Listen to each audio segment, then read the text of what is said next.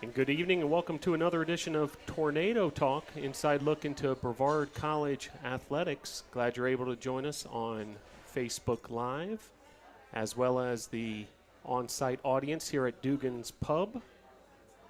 Festive Monday night here at Dugan's Pub. Hope you can make the trip over and enjoy all sorts of good menu items, as well as sporting events on TV. Monday Night Football coming up a little later here at Dugan's Pub. Before we get started on tonight's show, want to recap what you've missed since last week in Brevard College athletics. First, some breaking news this afternoon. Another Tornado winning a USA South Athlete of the Week award. This time, Brevard's sophomore goalkeeper Rebecca Rojas of women's soccer named the USA South Conference Women's Soccer Defensive Player of the Week. So congratulations to Rebecca and the women's soccer team. So far this season, Brevard College Tornadoes have won 7 USA South Conference Athlete of the Week awards. Patrick Hall of men's soccer won the Defensive Player of the Week. Ashley Hughes was named Women's Soccer Player of the Week. Hannah Weatherall, the other goalkeeper on that Tornado women's soccer team, was a 2-time Defensive Player of the Week award winner. Trayvon Charles won Special Teams Player of the Week for his performance against Methodist on the football field, as did Dalton Cole, who was named USA South Football Rookie of the Week. And breaking news this afternoon, Rebecca Rojas, Women's Soccer Defensive Player of the Week. So congratulations to Rebecca. More women's soccer. They're coming off a big weekend 5-0 win over LaGrange on Friday.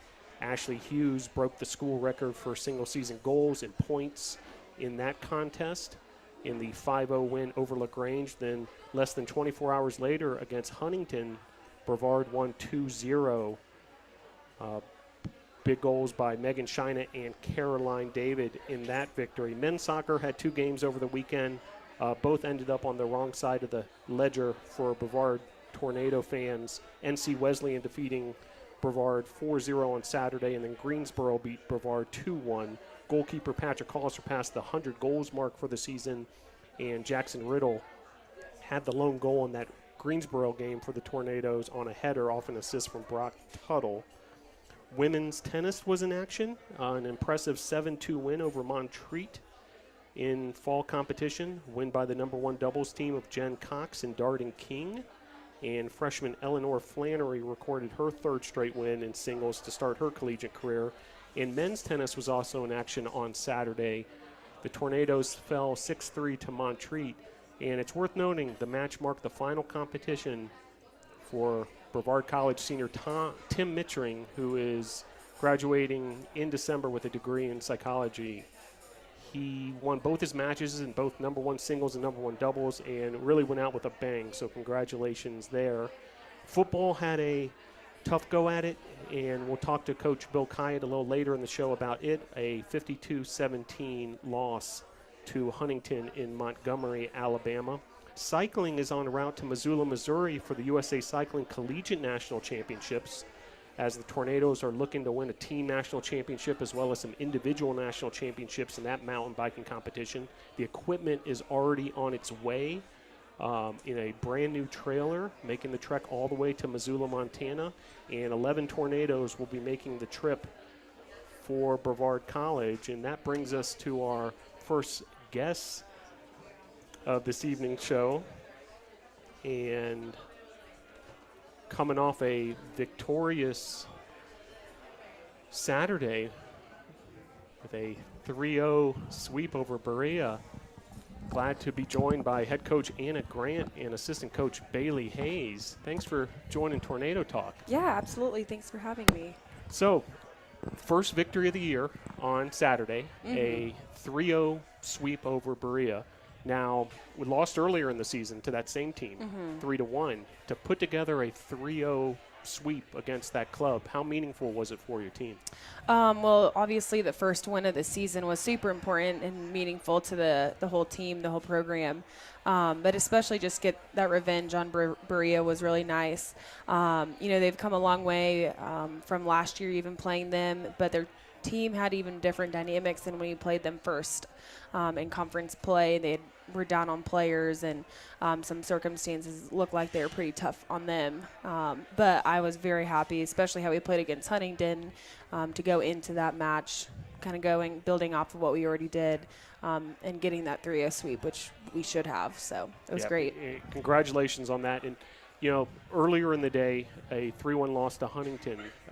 Part of this tri-match format that the USA South Conference, implements on some of these Saturdays. What are the challenges as a coach for a tri-match? You play one match, then there's a break. The other team you're going to be playing later is on the court. How do you guys approach that as far as keeping your team ready for that final game? Right. So it's really challenging just because every weekend it could be a different outline. How the setup is, the home team plays the team from the furthest distance first, then the two visiting teams play, then the home team plays the team that has to travel the closest. So each week it could be very different. And so I think we have a little bit of a pattern kind of set up for how that goes in each week.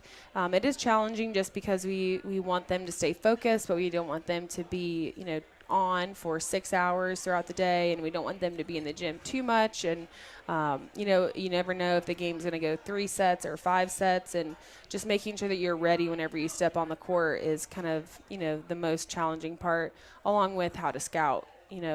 Making sure that you scout both opponents equally throughout the week, but really emphasizing that first opponent first, and then building on whatever that is for the second set or the second match. Now, Coach Hayes, you're a former player here at Brevard College. You played your collegiate career here, and now part of the coaching staff. Tell the listeners a little bit about your roles and responsibilities as assistant coach. Well, now, so moving from player to coach, I think it's a different atmosphere. Now I'm recruiting and I'm talking to maybe future players and for Brevard, and I think it's an amazing outlook on the coaching from player. I think it's but I do a lot of recruiting. I help with some practice plans, and then just day-to-day in practice and coaching and she's also pretty much she helps them with their schedules and making sure that they have all their homework in. She's their academic advisor. Excellent. And so she's really just kind of the be-all, end-all as far as that side of it goes, off the court. Yeah. So I'm sure very valuable to you as the head coach, no doubt. Absolutely. Now, back to the big win on Saturday. Hannah Jenkins offensively leading the charge with 16 kills. Tell us a little bit about Hannah Jenkins and what she brings to the team. Absolutely. So she's in the middle, and so typically it can be harder to get a middle of the ball just because that requires a lot of good ball control and the setter to have a good connection with the middle. And so, for her to have 16 kills tells me that our setters felt very comfortable setting her. Our passing was right on point. And for her to be able to find some open spots on the court was great. She has that capability. She stepped in quite a few times last year for us and came up with some big plays. And so for her to be in the starting role this year has been great just to watch her grow. Yeah, Hannah Jenkins, a sophomore from right down the street at Brevard High School. Hannah Gordon, the setter who you mentioned, who's been setting up Jenkins and others all season long. You're a former setter, is that correct? Or at least part-time during your collegiate career? Yeah. Tell us about Hannah Gordon and, her strengths and what she brings to the team. I think she knows all the girls very well, and I think that helps her in putting the ball kind of where they kind of need it. And she has played with Hannah Jenkins and Blaze Betts before in high school. So I think that, again, furthers her connection with them. But just knowing the players is her biggest asset. Now, sticking with those hitters, Sydney Fox, just behind Hannah Jenkins on the stat sheet as far as total kills for the season. She's a freshman from Southport, North Carolina, South Brunswick High School. Tell us about Sydney Fox. Yeah, so Sydney was a late get for us in the spring. I went and watched her down in a tournament in Atlanta in late March. And I was fortunate enough to get her on campus right away, and she really enjoyed it. She wanted kind of a smaller setting, so I knew that she's going to be a player that could come in right away and make a difference for us. But just as any freshman has, the struggles of their freshman year, it's up and down. They're acclimating to college life, to college level volleyball. But she's, just a really hard worker and has just come in from day one, just head down, work hard. And, she doesn't come up with excuses. She's not, someone that, ever wants to be the last one. She always wants to be the first. And so just her work ethic has really helped her to grow as a player. And I was waiting kind of for a breakout performance like this from her most of the season. I think it's within her, and it just, all the pieces kind of fell in place for her to have a great match on Saturday. Now, sticking with the hitters, but this next student athlete seems to me is one of the most versatile on the team, Jordan Lloyd, because, I'm a bit of a stat geek, as you'll learn. She, I see her both leading the team in kills often, but also getting a lot of digs defensively. Tell us about Jordan. Yeah, so she's a great 6 rotation player. She knows the game very well, and she reads really well, so that helps her in the backcourt. And again, being the sophomore, she has a little bit more experience, so the game's a little bit slower for her. She's already acclimated, and she did get a few opportunities last year on the court, so she kind of, has had that experience. Her confidence is also through the roof, which, is something that's kind of hard for a team that doesn't win a lot of games and for a player like her. But she, she just battles every day. For me, I love to have a 6 rotation outside where you can have someone on the court and kind of be a leader in that role for the team. So having her 6 rotation is great. And, some days her passing's more, helpful for us. And then other days it's her hitting that's more helpful towards our wins or losses. So, like I said, she's just a great all-around player. And I'm excited to see her as a junior and senior. Yeah, sophomore from Chapel Hill, North Carolina, Orange High School. Now, Mariana Rodriguez is the libero. Freshman from Houston, Texas, very active, a vocal, type from, my vantage point. Tell us about her skill set, and also what does it take to be a good libero? That seems like a challenging position where you have to be ready to rock and roll at any moment. Absolutely. So, first of all, her nickname is Maudie on the team. We just, all of us are either have lived in the South for a couple years or from the South. And so, having that, nice name of Mariana, it's hard to, say it that fast. So we just call her Maudie. So I'll refer to her as that. But no, she's a fireball. Like she's one of those that from day one, I was just like, okay, this kid is special. She really takes it to another level as far as she watches film constantly. She's always in her office, just, chit-chatting with us or, asking what she can do better or what she needs to work on and just, emptying her brain pretty much to us. So our connection with her is pretty strong, and she's very dedicated to, being a good student athlete. And I think what, speaks volumes about her is her passion. So her skill set's great, but, skills aren't really worth much if you don't have the passion for it. So for me to have that passion on the court, from day one, all the girls identified her as a leader, someone who's really passionate and someone that everyone will look to. And so for me, that's really important in the libero position, to have someone that the team is confident in, that the team knows can come up with a dig, that will be behind them to cover their hit if it gets blocked, and is ready to serve receive. And her vocal leadership is, the most important thing from my end. She's got to run the court. Now, back to the win on Saturday. There was a point there, up 2-0, up 22-20 in the third set. I'm not sure exactly when there was a timeout in there, but there usually is a timeout around that point of the match, from one of the two sides. And then Gordon finds Jenkins on back-to-back winning attacks, and then match point to Groves for the win, the first win of the year. Absolutely. Talk about finishing off a match and, that mindset that I'm sure you're always trying to instill in your student athletes. It's I told the girls I was going to be a broken record all year, because it's going to be about who wants it more. It's going to be about how disciplined you can be, how focused you can be. And, we, a lot of the times when we started to win maybe the second set, then we'd come back in the third set and just kind of fall off the wagon. And so that was my challenge to them after the first and second sets on Saturday was, we are doing all the right things. We're doing a great job offensively. We're following game plan. We're doing everything we need to do to win this game. Now it's going to be up to you guys to dig deep to make sure that you're, staying focused. You're, finding that energy for the last few points, because this team is not going to give up. We've got to earn the win. And so it's very challenging to close out those matches when we haven't had that feeling before. So I was very proud that they were able to do it in 3 sets, because I think that speaks volumes for how bad they really wanted that and how hard they've been working for it. No doubt. It had to be tremendously gratifying for the entire program. Now, back to the stats for a moment, and I want to bring this one to Coach Hayes. There were, by the official count, 9 service aces in the win on Saturday. And I looked down the stat sheet. Hannah Jenkins on the season has 15 of them. Jordan Lloyd has 13 aces. Sydney Fox 12. Rodriguez 11. Hannah Gordon 9.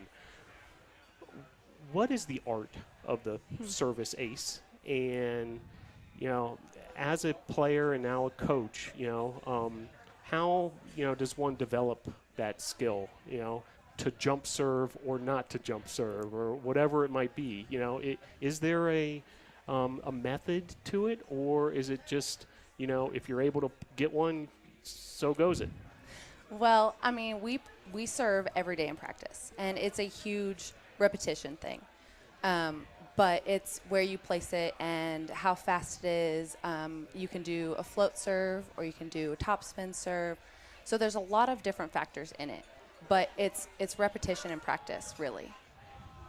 Great. Anything to add to that as far as because you guys have had some success with that service ace. And that, to me, that's one of my favorite parts of coaching is the tactical side. And so when we watch film, we'll figure out, okay, this is, what the hitters are running and where they're running on the court. So if we serve right in the middle of that, then it'll mess, those runs up, and we'll be able to narrow down the options of what they have to set on the other side. So for me, I love the tactical side of it.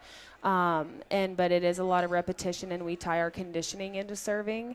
And so I think that, the girls, again, another thing that they just work really hard at, and it's great when it pays off.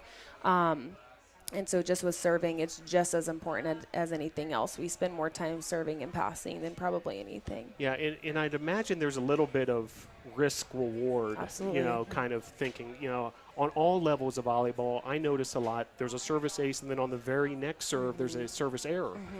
So how do you prevent that from happening? So, what we preach to them is if we want them to miss long, we want them to have aggressive errors. There is a stat in volleyball that, says that if your ace to error ratio is, I think it's 2 to 1 or 1, I think it is 2 to 1, then you'll win the match more times than not. And you can't quote me on that. I'm sure one of my coaching friends will be texting me, telling me the right stat. But, for me, I just want to try and get as many aces as we can, but also the benefits of serving tough and getting maybe a free ball or an easy down ball from the other team is just as important as an ace, so that we're controlling the pace of the game. The last thing we want to do is serve them a lollipop, so they have all 3 of their options and they can go as fast as they want to, and then we're kind of on our heels. So it's all about controlling the tempo and trying to get them out of their game. Now, one last volleyball question. When there's a long rally, is there a certain point where you're just trying to set up your plays and ultimately win the point, or is there something behind that, or something you can prepare for, once this rally's gone on, back and forth 5, 6, 7, 8 times? How do you prepare your players to, stay focused and ultimately win that point?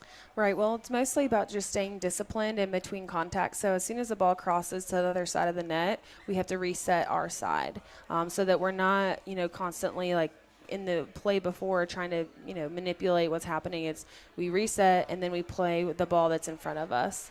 And so we do a lot of scouting as far as, what hitters like to hit where, who gets the most sets on the other team, so that, all right, if we know the ball is going, out of system, then it's probably going to go to the outside, and we can set up our defense for that. So it's so much in the longer rallies, we kind of already know what defense we're going to do against certain hitters, but it's just about resetting and staying disciplined in the middle of them. That is the most important factor. Great. Now, want to get to know and let the listeners know a little bit about you all in your personal journey, both with the sport of volleyball and also how you found Brevard. Now, Coach Hayes, you're from Phoenix, Arizona. I am. I'm from Miami, Florida. There's some similarities there, and the bottom line is both places are very different than Brevard, North Carolina, Right, yes. and for both of us, obviously, Brevard, North Carolina has a lot of appeal, for us. How did you find Brevard as a student athlete, and talk about your experience at Brevard and what makes Brevard special? Well, I actually got recruited from Kelly Bordeaux, which was the head coach before Anna was there. And she must have found me through other coaches or on a website. And she just kind of reached out to me. And I was like, North Carolina, that sounds cold. So I kind of looked it up and I took a visit. And I came in summer, and it was right after a lot of rain. So it was super green, and I just fell in love with it. So I signed and I came out, and I loved my 4 years. I loved the small school and how tight-knit everything is. I came from, Phoenix, and it's a big city, surrounded by other big cities. So I think the tight-knit community of it really was the big appeal for me. And now, as a assistant coach who's on the recruiting trail a lot, and someone who played here as well, I'm sure you're able to tell those attributes to prospective students. What are the 2 or 3 things you really focus on when you're talking to a prospective student here at Brevard?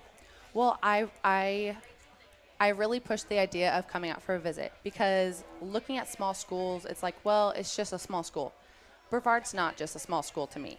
I think it's a little community inside another little community, and I think that's an awesome atmosphere to do your 4 years of college in. And so I pushed that, and I pushed the idea of having a small school and being able to talk to your professors and things like that. And last thing, when did you start playing volleyball? How did you pick that as ultimately the sport you wanted to pursue most definitely? Well, my dad coached for probably 18 years before I was born. So I kind of grew up in it. I was in the gym 2 days after I was born. I just was in the ball cart. My favorite picture is of my dad with me in a little baby backpack asleep while he's coaching. Like, I just grew up in it, and I've loved it ever since. Outstanding. Now, Coach Grant, you had a outstanding playing career, a few different stops, Iowa Western, Florida Gulf Coast, and ultimately Appalachian State up the road in Boone. Tell us a little bit about your career growing up in, youth volleyball, high school, and then, ultimately finding Appalachian State for a playing career. Right. So I grew up in Lincoln, Nebraska, and a lot of people know it for football, but it's also the breeding grounds for great volleyball players. I've been to a game at Nebraska. Have you? Incredible It's atmosphere. Unreal. I think it should be on every volleyball player's bucket list. It's just an amazing atmosphere. It's hard to describe. A lot of people will say, "Oh, you didn't go to Nebraska. Why are you a Nebraska fan?" Well, Nebraska, the only sport to cheer for in Nebraska is whatever Nebraska sports are playing. There's no professional teams or anything, so pretty much you bleed black, or red and white and black. So I grew up loving volleyball, just being involved in the sport. Started playing in 3rd grade, and I played competitive club volleyball with a lot of great players. And so that just kind of got me into it, and I was a little bit of a late bloomer. So I chose Iowa Western, which is a community college about an hour away, just across the river from Omaha, Nebraska, and had a great season there. It's a D1 JUCO. We were ranked number 1 throughout the year, met some of my best friends, and was planning on staying for 2 years. And then the coach that was there had gotten a job at a D1 school. So he left, and another coach came in, and I, just had the opportunity to take a visit to Florida Gulf Coast, and they offered me a scholarship a year earlier than planned. So I went there, and I enjoyed my experience. It just wasn't the right fit. The coaches were great. The school was great. Fort Myers is beautiful, but it just wasn't the right fit. So I found App, and, kind of how Bailey said when she got here, she fell in love. That's how I was with App. It just felt like home to me from the first time I was on campus, the first time I met the players, the first time I met the coaches. And so I just loved my 2 years there. I wish I would have been there for 4 years. And so then after I graduated, I knew I wanted to keep playing, but didn't want to go overseas. So I went and played a year in volleyball at University of North Florida. and that was awesome as well. And then I got the job back at App as an assistant coach for 2 years. And then I found out through Kelly, who had coached with coaches at App, that she was going to be taking a different job. And some of her current players were even working the camp at the time when I found that out. And I took an interview and got the job. So here I am. Great. And, along the way, you acquired a master's degree from Appalachian State. I'm sure that's, helped you as well. Yep. And glad you're both here at Brevard, and I appreciate you guys being here tonight on Tornado Talk. Finally, as we wrap up, back to this year's squad, two things just to wrap up. One, mostly freshmen and sophomore, pretty much entirely freshmen and sophomore except for one. And two, there's 5 matches left beginning this Sunday with a tri-match in LaGrange, Georgia. What's the key for this team, keeping the momentum from Saturday, ending the season on a high note, and moving forward? So I think that we gave them a few days off for fall break. They've just been working their tails off, so I wanted to give them some time. And since we don't play until Sunday, we still get a few days of practice in. So I think for them coming back, my message to them is going to be, we can't get complacent. Like, you can't relax just because we won a game. Like, we still have to work really hard to beat, some of the best teams in the conference before we're done. And so my message is going to be, let's end on a high note. Let's start to get the ball rolling in the momentum for, spring training and into next season, just so that, we end the season knowing that we're capable of, doing good things and just really continuing that growth and development, which has been our goal the entire season. And every single game we've gotten better. I don't feel like we've taken any steps back. So to finally get that win on Saturday was great, and hopefully we can just continue on that upward slope and finish the season really strong. Great. And Coach Hayes, anything to add to that or final thoughts? No, I think she hit the nail on the head, really. Like a good assistant right there. She's great. She's got I your don't know back. what I'd do without her. All right. Well, hey, thanks a lot for joining Tornado Talk this evening. We'll be following the rest of this season and beyond, and appreciate you being on the show good. tonight. Thanks for Great. having Thank us. Thank you. Thanks. All right. That was head coach Anna Grant and assistant coach Bailey Hayes of Brevard College Tornado Volleyball, coming off that big 3-0 win over Berea this past Saturday. And we'll turn the page from volleyball to talk some climbing.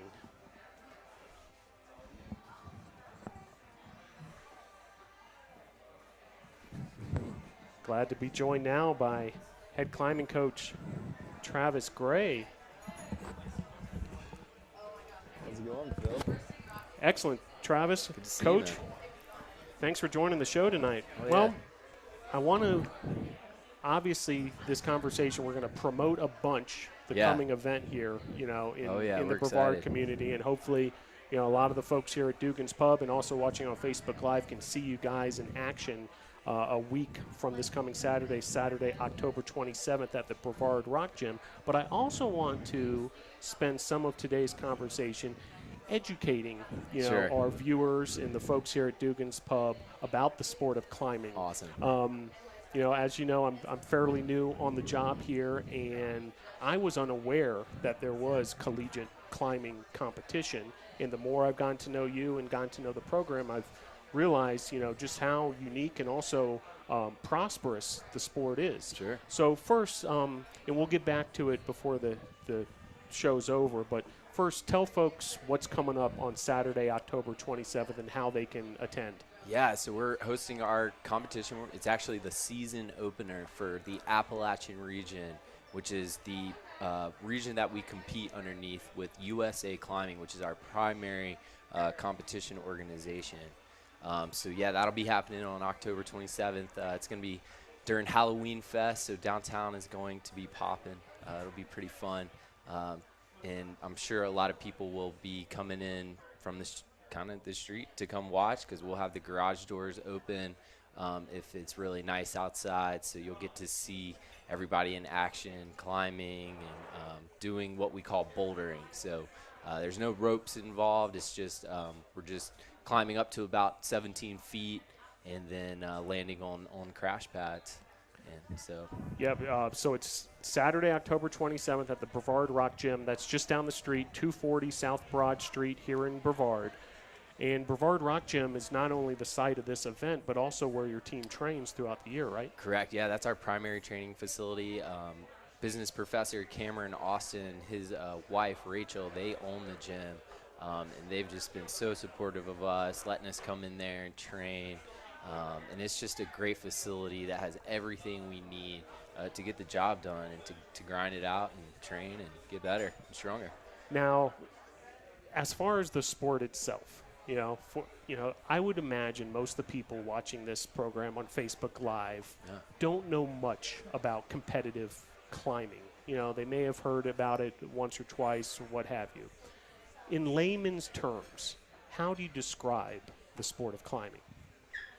Climbing is essentially getting from point A to point B, so from the bottom to the top, and that's done by a series of difficult, what we call route setting in the indoor realm.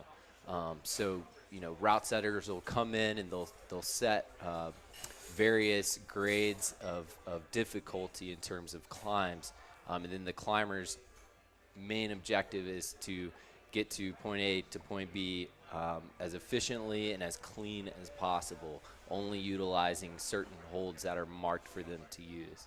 And it's going to become an Olympic sport officially in 2020 in Tokyo. Correct. How big is that for the sport as far as, getting attention, drawing more participants and so forth? Yeah, I think climbing is finally receiving the credit it deserves, becoming an Olympic sport. It's I like to tell people it's a lot like gymnastics, especially in terms of the competitive nature of the sport. So having it be on the biggest stage where, U.S. climbers or other climbers from around the world can go and represent not only themselves as climbers, but their country is monumental and something that I think every at least competition climber is excited about. And now, just to continue to educate our viewership, there's 3 disciplines to the sport of climbing: boulder, sport, which is also known as lead climbing, and speed.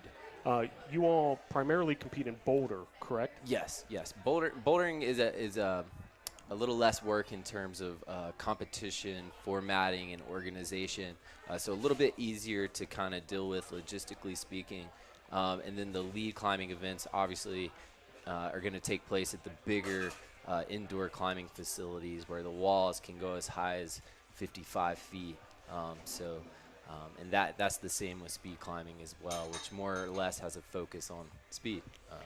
And for those folks who are attending on Saturday, October 27th, the event 2 to 5 p.m. at Brevard Rock Gym, they'll be seeing the boulder discipline? Absolutely, yeah. They'll be seeing the bouldering, and which is aside from lead climbing and speed climbing, bouldering is probably the most difficult and challenging. So you'll be seeing some climbers in action, throwing themselves at some crazy moves that the route setters have put forth on the wall, and it's just going to be a good time. So we're excited. Now, there's 135 collegiate teams throughout the country, yet very few treat it as a varsity sport. Yeah. And what we mean by that is most of them are, treated like a club sport, right. Where, it's a bunch of, students getting together and doing this, on the side kind of unorganized in a lot of ways. Yeah. The formalities of a varsity sport being it's part of an athletic department, it's got a full-time coach, right. It's treated like other team sports are on the highest of levels. Talk about what makes Brevard College unique as one of those very few varsity programs in the country.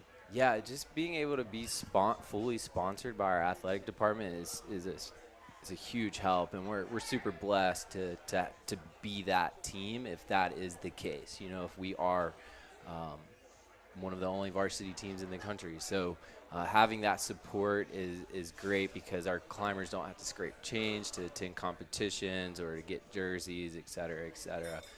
Everything's paid for. So that's some weight off of our back and really gives the students an opportunity to make a career out of something that is very special to them and something that is growing in the world. And so, yeah, we're excited to be that team and to continue representing Brevard College in a positive light through this varsity I don't know, just experience. Yeah, and it is a growing sport. There's no doubt about that. More and more youth, signing up to, to learn how to climb and to climb as part of, teams and individual sport. Talk about that growth of the sport, but also that dynamic of individual versus team. I see it as sort of like what you see in collegiate golf or tennis, where they're competing individually, yet they're part of a team. Right. Talk about that team dynamic and also the growth of the sport amongst the youth. Yeah, absolutely. So that can be very interesting too, because a lot of these climbers, they grow up competing for themselves, and then having never been on a varsity sports team before can be quite the transition we're finding. So it's unique in a sense that there's a huge emphasis on the individual, but for us, like, it's more of a team atmosphere, and that's something me as a coach I'm trying to push, having grown up playing team sports, but also, competed with climbing growing up as well. It's nice to kind of tailor an individual sport into a team sport. So it's been really awesome to see how that works exactly. And our team members have done an exceptional job at that. Now, speaking of your team members, tell me about a few of your top climbers and who are some of the names and folks we should be looking out for on October 27th. Oh, man. Yeah, the whole squad really, but particularly Dawson Jacobs, who is a local Brevardian. Dawson is a great kid. He's been climbing at Brevard Rock Gym on their youth team pretty much since he was born. So he is Brevard through and through. He's an exceptional competition rock climber. He's attended youth nationals 2 times, could be 3 times. I'm sorry, Dawson, if I got that wrong. But he's a blast to watch climb. Super strong kid, and just has a great attitude for climbing.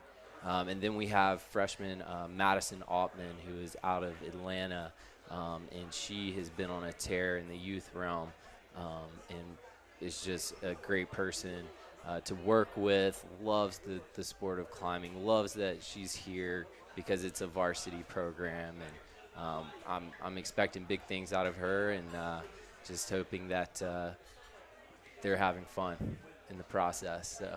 Now, we're located here in one of the most beautiful parts of the United States, Sure. Here in the Blue Ridge Mountains, where there's opportunity literally walking distance from the campus to find a trail and to find a rock or what have you that you can try some of this stuff out.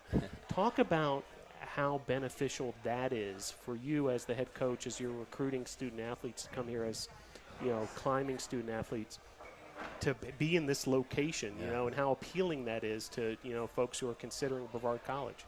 Yeah, that's something that I push so hard on the recruiting trail, is just our proximity to true and world-class rock climbing. I mean, Looking Glass Rock has been renowned as a Yosemite training ground since the 60s and 70s. So a lot of people from all over the world travel to Brevard and Pisgah Forest to climb, but our students having that as a resource, an outlet to get outside, get away from the classroom, get away from the monotony of studying, and just have this beautiful resource to recharge and to climb and to just be out there with their friends is an amazing experience, and something that you can take for granted at times, but you try not to. And something that you can be really grateful for as a student here. So it definitely sets us apart, just that close proximity. I mean, you can have shoes on in 20 minutes and you're climbing your bouldering projects. Yeah, and the many experiential academic offerings that Brevard College offers as well certainly complements that nicely. Now, Coach, before I let you go, I want viewers to know a little bit about you. Okay. How did you get started in the sport of climbing? How did you find Brevard and ultimately become the head coach here? Yeah, that's, wow, going back a few pages there.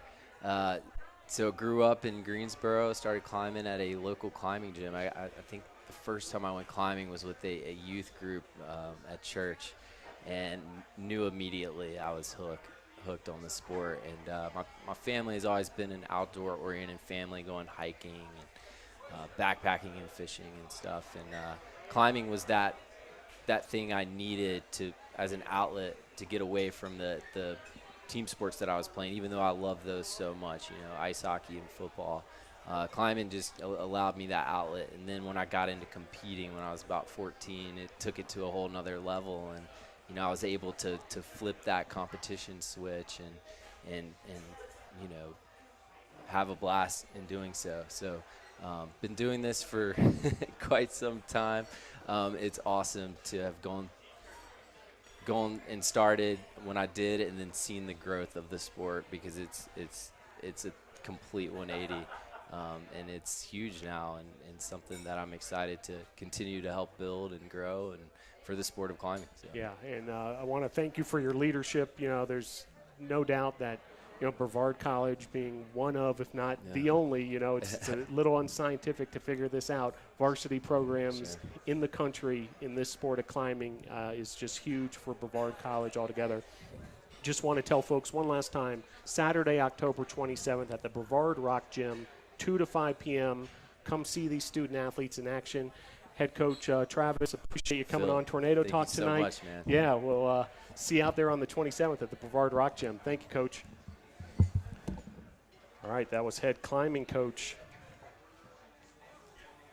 Travis Gray previewing that home event that's coming up, fall competition at the Brevard Rock Gym. And we'll now turn the page to the Brevard College Tornadoes football team.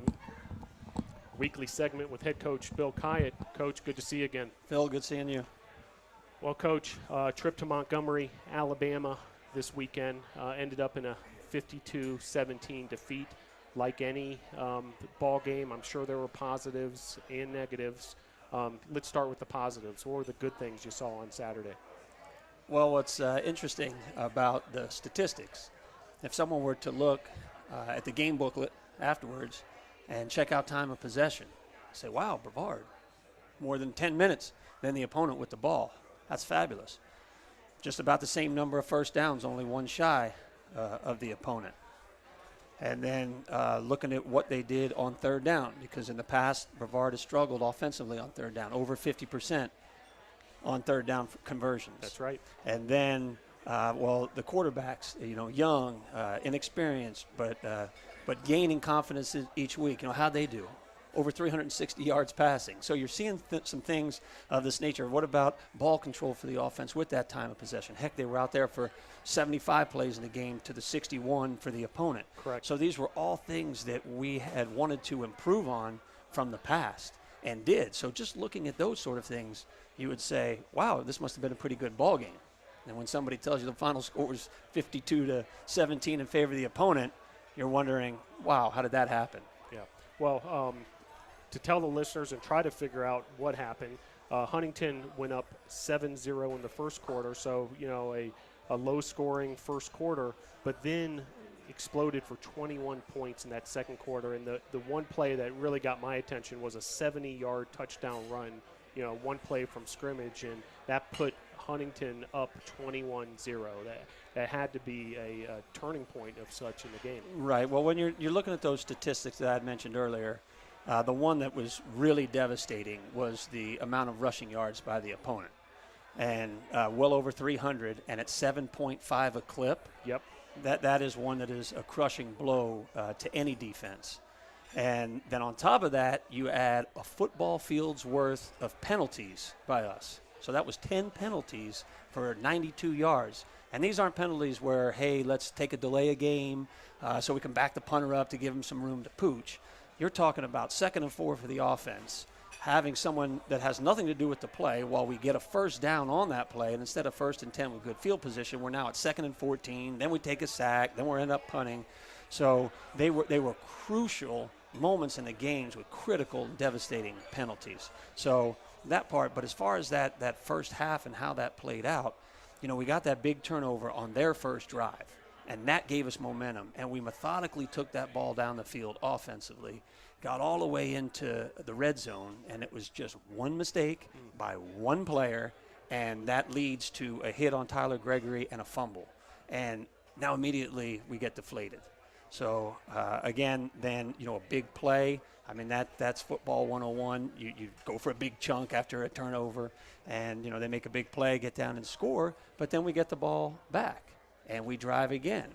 But this time we get in the red zone, and, it's the issues that we have in the kicking game where, our kicking game isn't quite as strong as some of the others in the conference, so we have to get a little closer to the end zone in order to be able to attempt field goals. So a lot of times we're going for it on fourth down when other teams would probably be kicking a field goal. So, again, no points. And then, the third go-around, again, we have a guy wide open for a touchdown, the same touchdown we ended up throwing late in the game, and can't get the ball there because, again, it's just a breakdown by one player, and that ends up in a sack and then having to go for it again on fourth down. So, there were a lot of those things that happened, but then even down 21-0, we drive down the field. Again, the offense goes down the field and get down near that red zone, and Everett Lindsay had put a play in. He's our offensive line coach, a play that he loved from last year. We ran it one time, worked beautifully. So it timed up perfectly with what hash we were on and the timing of the game and location. So, boom, we threw that in there and had a nice little throwback to Tyler Gregory. 6-on-2. We had 6 blockers in front of him on 2 defenders, and he gets into that end zone, and that got us to 21-7. And at that point in the game, I had players coming up to me, Coach, we got this. This is it. We're back in it now. Here we go. And then it just another unfortunate event, that next kickoff to pin him before the half, and the kicker just didn't get everything he wanted to on that ball, so that only traveled about 15 yards. So that gave Huntington that great field position at the end of the first half, and they were able to go down and score. So that was really quite the dagger to end the half. Yeah, so down 21-0, a great response by the Tornadoes offense. 10 plays, 75-yard drive, capped by that Tyler Gregory 21-yard catch that you mentioned. And then Huntington, with the end of the half drive themselves, going up 28-7. Huntington goes up 35-7, then 38-7 in the third quarter. A Jose Flores 31 field goal cut the game to 38-10. But just didn't seem like you can get much traction as far in that lead. Maybe just too much to overcome. Come the second half. Well, and again, opening the second half. Okay, now we do have the football to start, and we can go down and score because the offense knew that they were performing well. They were getting a whole lot of movement and getting a lot of yardage, but no production on the scoreboard. So that was the key for our halftime adjustment, was to be able to get that ball into the end zone. And opening drive, just again, inexperienced at quarterback, thinking he sees something that he doesn't see. We end up throwing a ball right off of a receiver's shoulder pad, pops it up in the air, and they have the ball in great field position, and that put them up 35-7. So now again, you're talking about 18-year-old kids and how they're going to respond in a big game. I mean, that atmosphere was something else now because the way they do things down there in Montgomery and Huntington, I mean, that's an incredible football atmosphere, from the pregame to what they do during the game and how the fans do it, how their team reacts to things. So it was a lot more lively football environment than things that they've been used to in the past. So again, it was different for these kids and how they were going to respond to that. But at 35-7, now you're really manufacturing some enthusiasm to get these guys to play, because they are playing for more than pride, even at that time. Now, you did mention the quarterback play. It looked like a very efficient night for both quarterbacks. Dalton Cole, 32 of 43. That's a phenomenal completion percentage. And 11 different receivers came up with a catch in this game. You don't see that often in any level. Sometimes you see 7, 8, 9, different receivers used, but 11 different guys. Talk about that part of your offense and how, the idea of spreading it around and how that can be so effective. Okay, well, one thing you definitely see on this level of play is you'll have an outstanding receiver, and let's shut him down. So let's put a man on him, let's roll coverage to him, let's put somebody behind him. And if you can eliminate a player, now where are you going to go with your passing game? So what we try to do is run very similar plays but move everyone around. So for the quarterback, the thinking is really no different. It's all the same plays that he already knows, but it's up to the receivers who, and a lot of those have experience, for those guys to be the ones to do all the shifting, the motioning, to end up in the right spots. But the quarterback knows in his brain, okay, on this play I have one player here, one player here, one player here, and one player here. But it matters not to him which player it is. So is that Blake Taylor? Is that Bubba Craven? Is that Brandon Norris? It doesn't matter to him. It just matters where those guys are. Now, there are times where you want to go with matchups. So you might have a third-string cornerback with a bad ankle, and you want to get your best receiver on that particular player. Sure. That's a different deal altogether. But again, for the most part, the way we style our offense, again, it's to allow the quarterbacks to be comfortable because they understand the concept of the play, but move everybody around so that they're different people.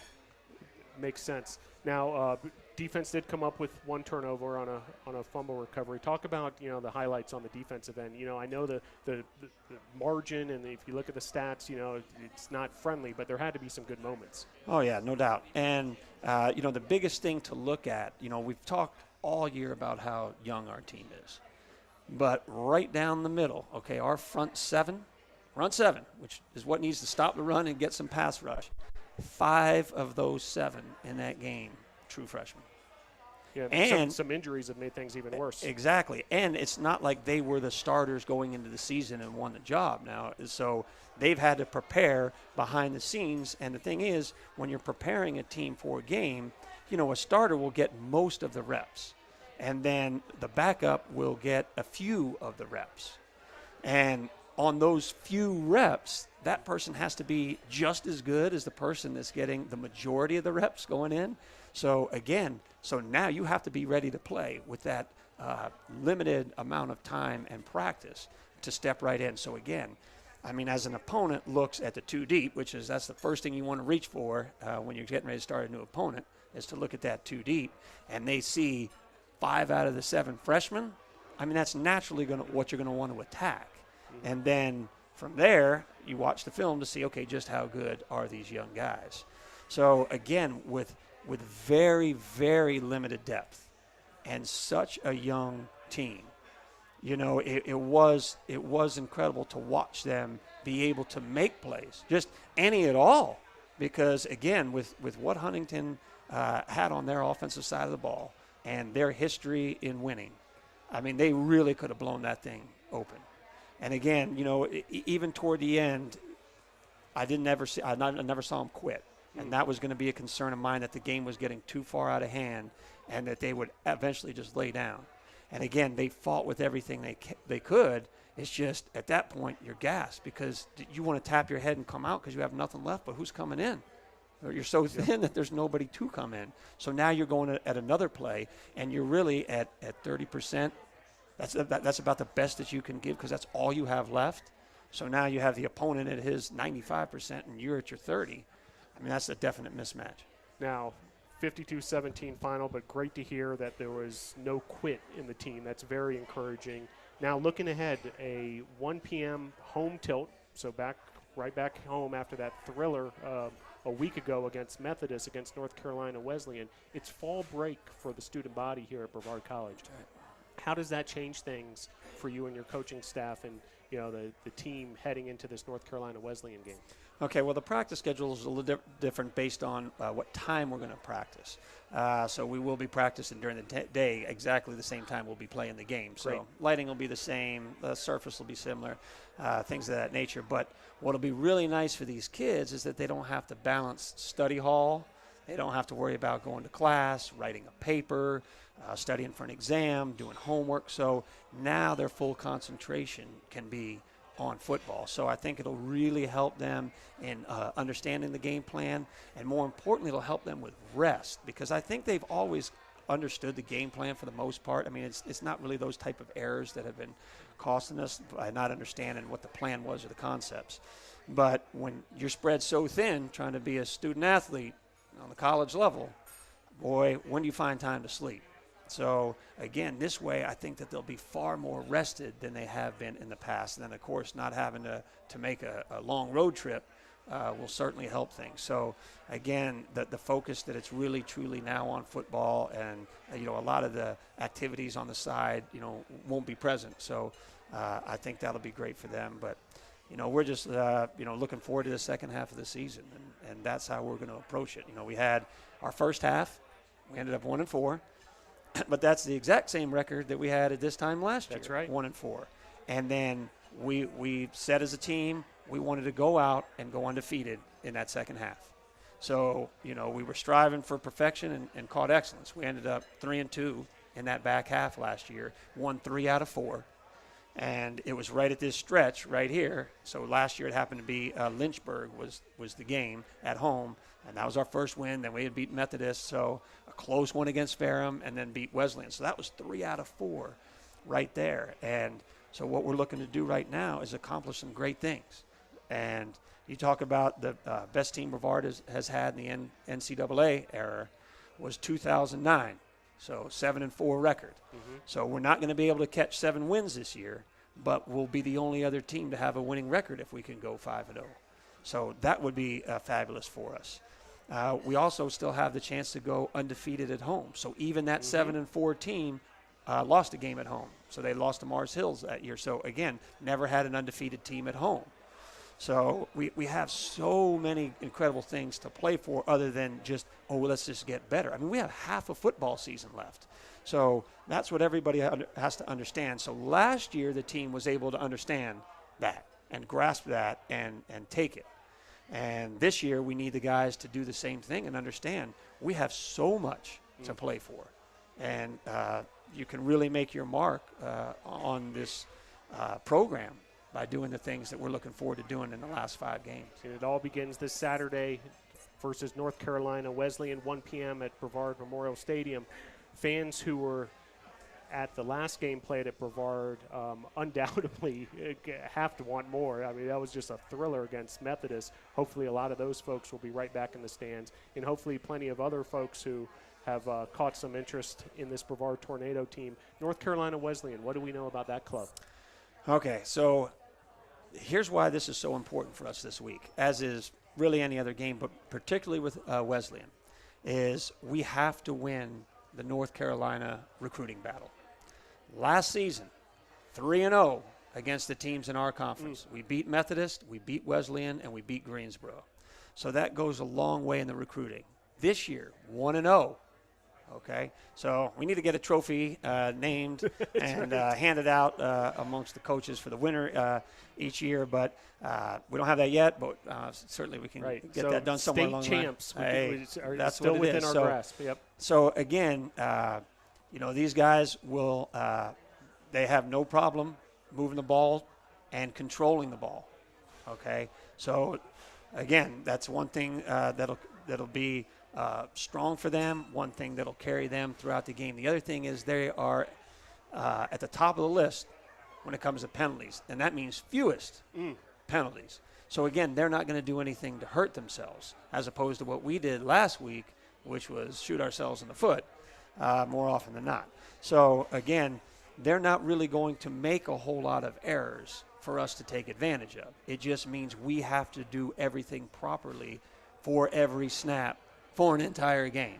So you really, really have to concentrate. So, again, there were times in the game, even against Huntingdon, where we made an error, but that error wasn't costly. Like, we got away with it. Okay, but you can't do that, because if you do, so even on that touchdown to Tyler Gregory, one player made one error that could have been costly, but we got away with it. But more often than not in that game, that error was devastating. Like it actually killed us on that particular play.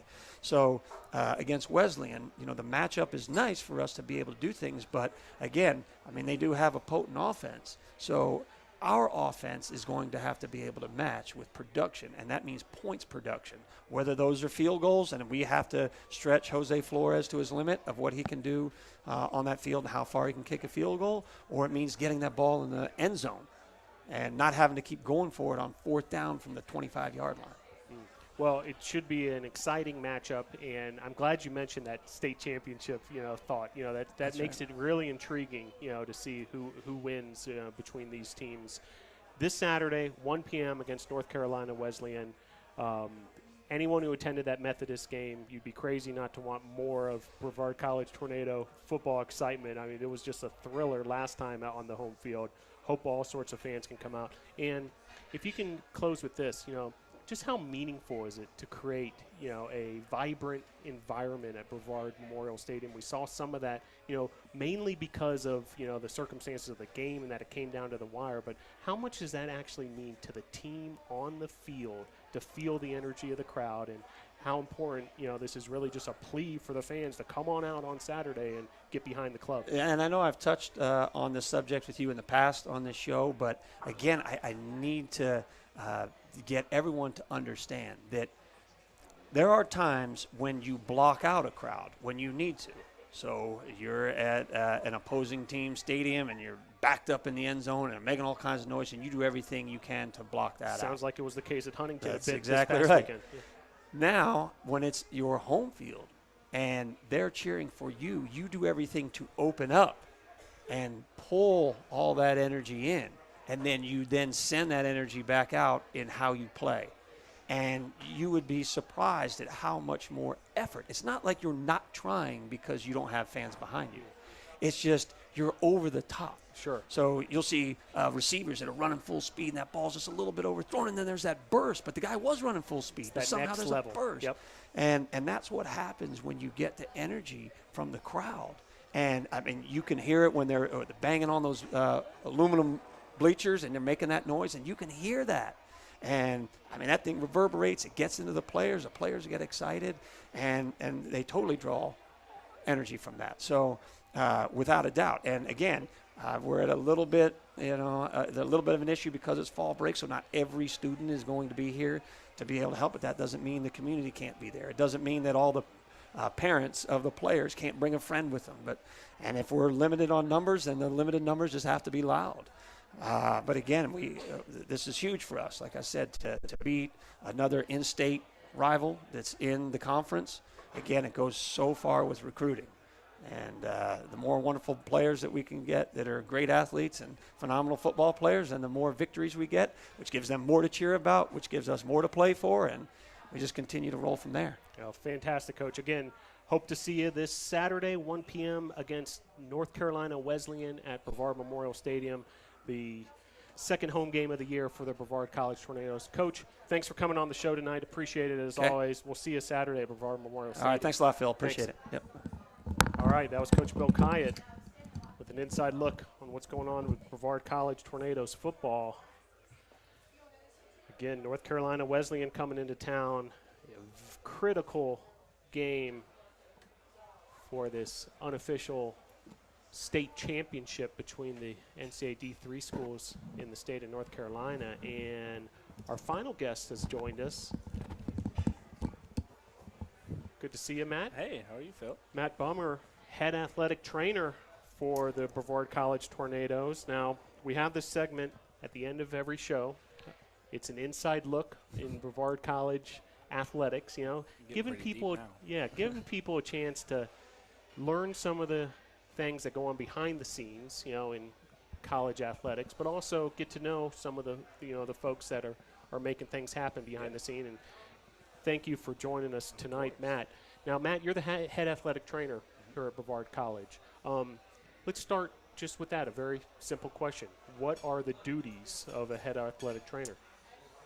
Well, as head athletic trainer, I'm pretty much overseeing the entire sports medicine department, making sure that we keep our athletes as healthy as possible, make sure that they stay on the field so that they can perform as best they can. And obviously taking care of those athletes that do end up having injuries and things like that, and getting them back safely, efficiently, and as quickly as possible so that they can go back to doing their sport. Now, you're not a one-man show. I mean, obviously, over 20 sports, a football program. At times I'm probably thinking you feel like you need a small army to take care of all the student athletes at Brevard College. Tell me about the staff that you have under you. We have a fantastic staff. I'm thankful every day for the staff that we have and the amount of work that they put in to help keep this department running between Caitlin, Ryan, and Caroline. The other three on staff really keep the whole department as an athletic running smoothly, and each individual has about 2 or 3 main sports. Like for me, example, I have football, men's basketball, and baseball, and so those are the primary sports that I take care of totals up to about 150 to 160 athletes, which is a lot, but it's become more manageable, and we help each other out a lot. We definitely try and work as a team, so that not everybody is locked into working 20 hours in a day of, and we want to make sure that again, work-life balance, everything kind of meshes together so that we can be happy and healthy as well to keep our athletes as well. Now, you mentioned splitting up the sports. I mean, that's a necessity, and I know athletic departments do that all over the country.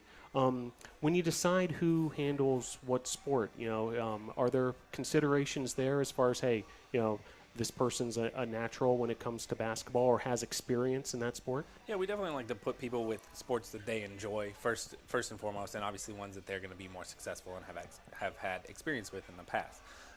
You put in a lot of hours at practice and games, and you want the individual working that sport to have some kind of interest in that and have some kind of background in the sport to understand how that sport works, understand how each individual plays and how that's going to affect the potential treatments or injuries and things that go into that. So for me, for example, I have a very strong background in baseball, and so that's kind of my treat for the year is I get to go out and hang out at baseball in the spring. And for me, growing up playing baseball, I knew the kinds of things that hurt, knew the kinds of things that help you get better. And to me, it just kind of flows, for me in my brain a little smoother. But now that I've been here with 3-4 years, football and basketball just come naturally as well. And, you understand the ins and outs of the game. You truly, kind of like you, and you understand the intricacies of the game and how it works, and you appreciate it more for that because you really get as much behind the scenes as possible. And are truly, a part of that football team and that basketball team and that baseball team, and it definitely makes you feel a whole part of the team. Now, you mentioned knowing the intricacies. If I attend a sporting event, I'm not completely focused on the game. I'm checking out, from my perspective, what's the media doing? What are the operations down there at the scorer's table, in the press box, what have you? What's the school doing? What are they doing well? What are they not doing so well? Are you the same way? If you and I were to head off to a Carolina Panthers game or an Asheville Tourist baseball game, and would you be checking out the athletic trainer and seeing what he's up to? I do, and mainly because I would like to think I know quite a few people. I'm trying to see if I know this person. But also, for me, I feel like I have a behind-the-scenes knowledge, and because of that, I want to see how everybody else does it. I want to see, how they interact with their athletes, how they interact with the officials, or, because to me, that's the true kind of driver of the game is, yes, there's the game on the field, but there's so many different little games being played everywhere else that have their own little interesting kind of spin. And, to me, when I'm not as interested in the game, maybe you'll find a whole new side of things that, all of a sudden come to light that you had never even thought about before. And that to me just, it makes you think, it makes you wonder how they had to prepare. For me, especially, I know how much I have to do before a football game and things like that. And it's nice to see, when things work out without being noticed. And I think that's kind of the biggest thing is, it's more me appreciating everybody else's work because I know the amount of work that it took to do that. You especially, I know how much work you guys do in the stats and the video and setup, and because I'm there 2 hours before the game like you are, helping get things set up. And so when you see everybody else doing that, it's an appreciation for them and kind of giving them that respect in terms of noticing the work that they put in. Sure. Now, if a middle schooler or a high schooler or even a college student was, watching this show right now and thinking to themselves, athletic trainer, that'd be an interesting career path for me. How does one become an athletic trainer? What kind of, education, do they need and certifications and that kind of thing? And then what was your path personally? So now they're kind of transitioning into more of a master's-centered focus for athletic trainers. I actually went through a 4-year program to get my certification in athletic training. Now that's kind of going away, and you can get a bachelor's degree in pretty much anything, usually science-related, as long as you meet the prerequisites for the master's program.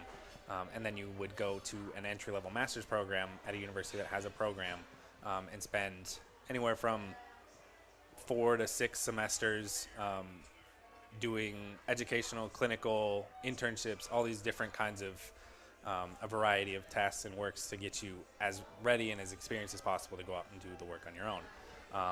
I know there's quite a few programs around here locally in Western North Carolina. I know Western Carolina actually has an athletic training program.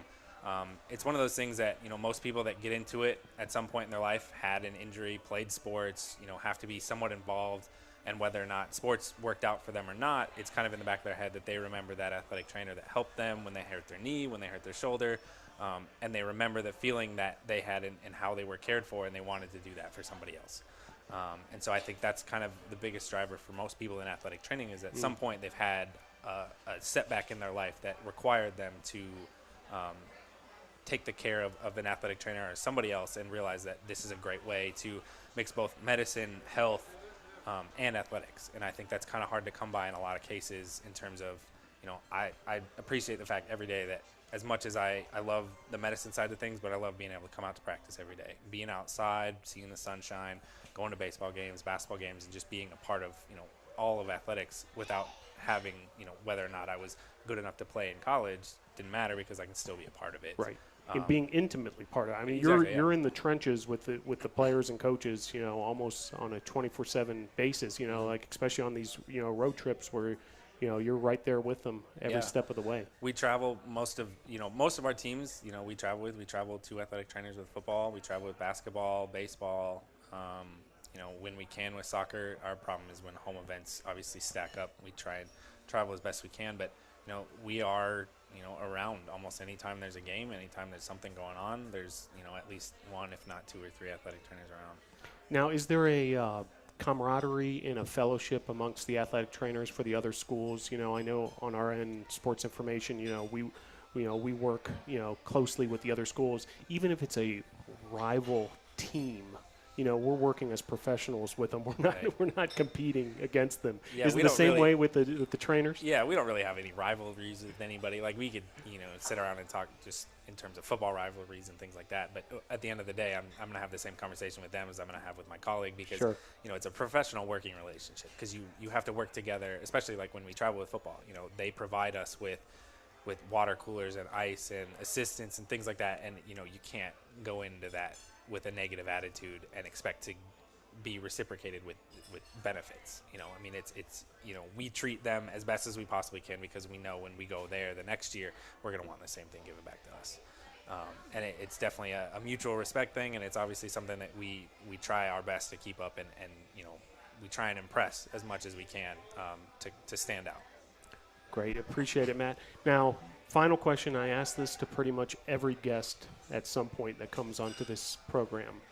How did you find Brevard College, and what in your mind makes this place so special? Because people love it here, and they become lifers suddenly, and it's a very unique college, but also community of Brevard, North Carolina, where is sought after by a lot of folks. Tell us what your path was to get here, and also what makes Brevard so special.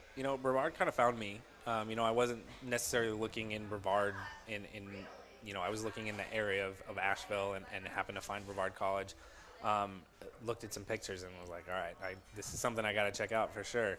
And ended up getting the position here and quickly got promoted to head athletic trainer, and that kind of stuck. And since I've done that, I moved a couple of times because I kind of felt around a little bit, found the places I wanted to live, and ended up going back to the mountains where I would rather be anyways, hidden away a little bit.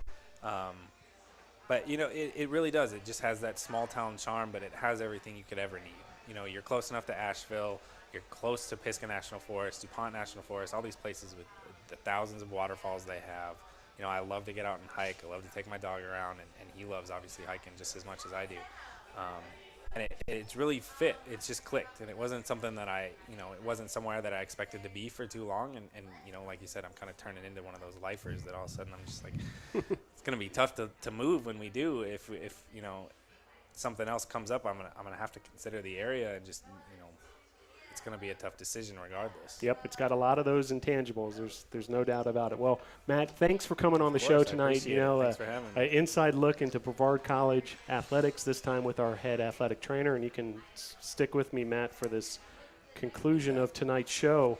Want to thank all of our sponsors: Arby's, Zaxby's, Holiday Inn Express, Hampton Inn, Ingalls, Mission Sports Medicine, Comporium, Pepsi, and of course our home for Tornado Talk, Dugan's Pub. Hope you can head on over here sometime. Great place to watch a game. They'll be cranking up Monday Night Football before we know it here, and good place to grab some Irish specialties, whether from the drink menu or the food menu. I noticed our friend Joseph checking out the shepherd's pie earlier. And want to thank our guests tonight, volleyball coaches Anna Grant and Bailey Hayes, climbing coach Travis Gray, head football coach Bill Kyatt. Coming up for the Tornadoes, want to make sure you follow all the action at bctornadoes.com. On Wednesday, men's soccer is at Huntington and women's soccer is at Maryville. And then on Friday, it's the beginning of the national championships for Brevard College mountain biking. They're going for a national championship very much within their reach this weekend in Missoula, Missouri. That takes place all weekend, Friday through Sunday. Didn't mention these 11 Tornadoes, but want to give them a shout out, the 11 Tornado cyclists who are making the trip.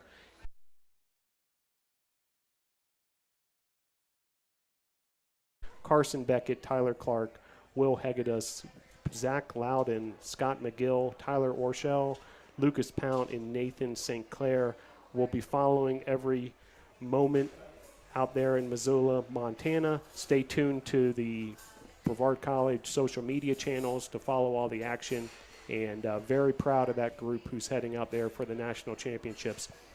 This Saturday, we talked about it, Coach Kyatt just earlier, 1 p.m.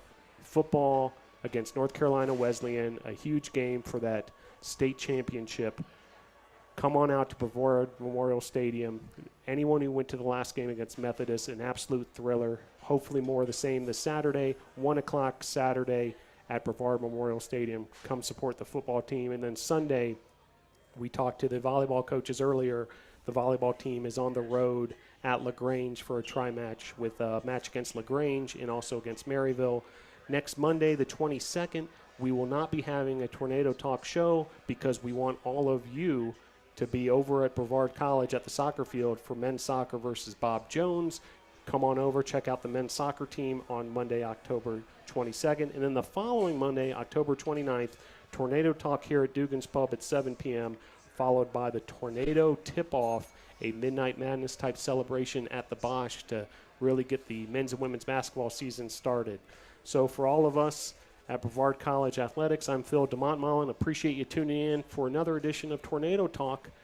We'll talk to you later. Go Tornadoes.